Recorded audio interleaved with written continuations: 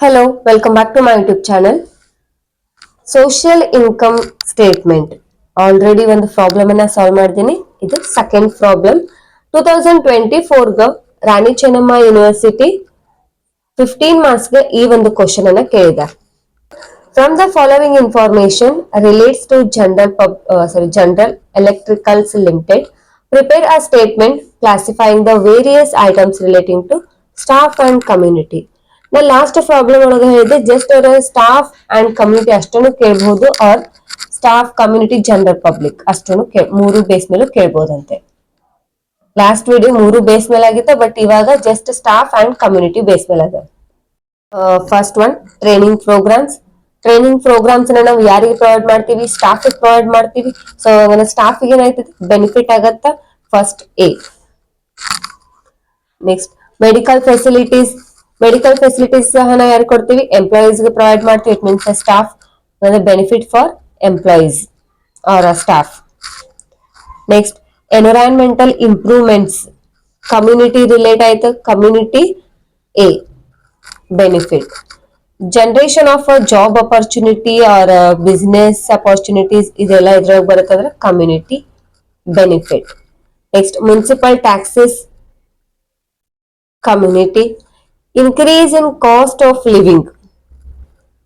Increase in cost of living ಅಂತಂದ್ರೆ ಇದೇನಾಗುತ್ತೆ ಅಂದ್ರೆ ಕಾಸ್ಟ್ ಆಗುತ್ತೆ, community. Next concessional water supply and transport. So ಇದೇನಾಯ್ತು ಎಂಪ್ಲಾಯಿಗೆ ಈ ಒಂದು ಅಪರ್ಚುನಿಟಿ ಸಿಗುತ್ತೆ. So benefit for employee or staff. Next generation of business, community benefit. Generation of job opportunity and generation of business. Next subsidised canteen facilities. Canteen facility ಎಂಪ್ಲಾಯಿಗೆ benefit. Educational facility staff benefit ಆಗುತ್ತೆ. Next leave travel benefits, employee benefit. Additional work by staff. ಸ್ಟಾಫ್ಗೆ extra work ಅನ್ನ ಕೊಡ್ತಾ ಇರೋದು, ಅವ್ರು additional work ಅನ್ನ provide ಮಾಡ್ತಾ ಇದ್ದಾರೆ. ಸೊ ಇದೇನಾಗುತ್ತೆ ಅಂದ್ರೆ ಅವ್ರಿಗೆ ಕಾಸ್ಟ್ ಆಗುತ್ತೆ. Okay, solution. Social income statement of General Electricals Limited relating to staff and community. ಅವ್ರೇನು ಮೇಲೆ ಪ್ರೊವೈಡ್ ಮಾಡಿಲ್ಲ, ಜಸ್ಟ್ ಪ್ರಿಪೇರ್ ಅ ಸ್ಟೇಟ್ಮೆಂಟ್ ಅಂತ ಕೊಟ್ಟಿದ್ರೆ staff community and general public ಅಂತ ಕಂಪಲ್ಸರಿನು ಅದನ್ನ ಮೆನ್ಷನ್ ಮಾಡಬೇಕು.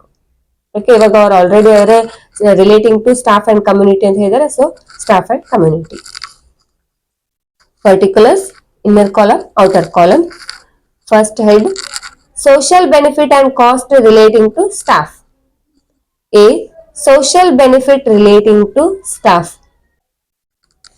Okay. First one, training programs, medical facilities, concessional water supply and transport, subsidized canteen facilities, educational facilities and leave travel benefits.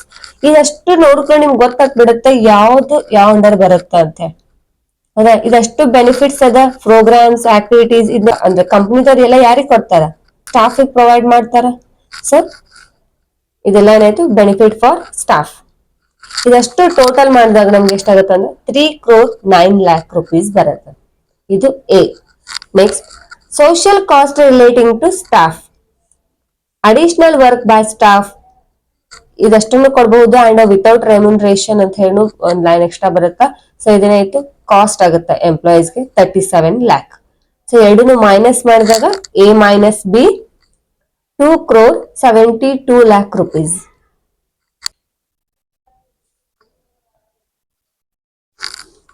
Second, social benefit and cost relating to community.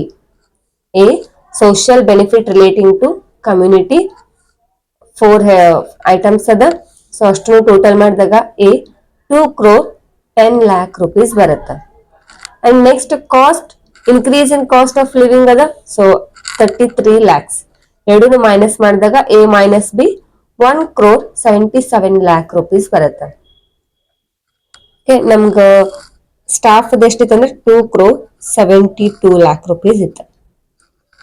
ಎರಡೂನು plus ಮಾಡಿದಾಗ 4,49,00,000. ಇದೇನಾಯ್ತು ನಮ್ದು total social income. Okay, ಈ ಒಂದು problem ಅನ್ನ 2024 ಕೇಳಿದಾರೆ.